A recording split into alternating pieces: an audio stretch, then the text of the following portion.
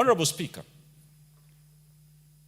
I listened to the Honorable Member of Bogori saying some people are criticizing the president.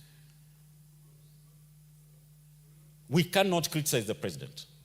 At the moment where we were hosting such a big tournament, the president had no other option. He had to inspire the boys. And we saw the fruits. But Kenya being as politicized as it is, the moment it comes from that angle, the other half will always politicize it. And that is why we have to have it in a formal way that doesn't have to put any political leader at a point where he has to bring it, and therefore it is misconstrued to be a political gimmick.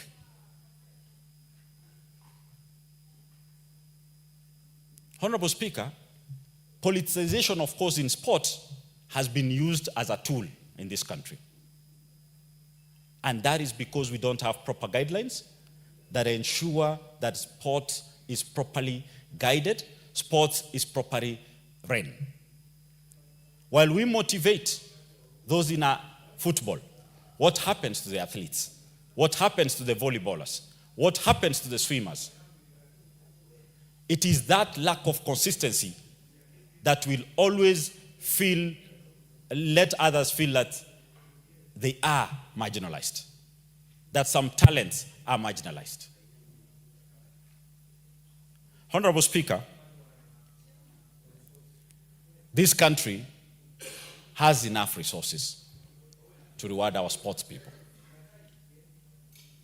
Any discussion away from that we do not have resources, is false.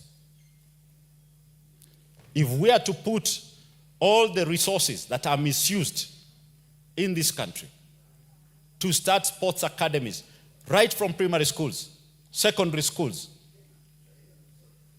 we will save millions of young people.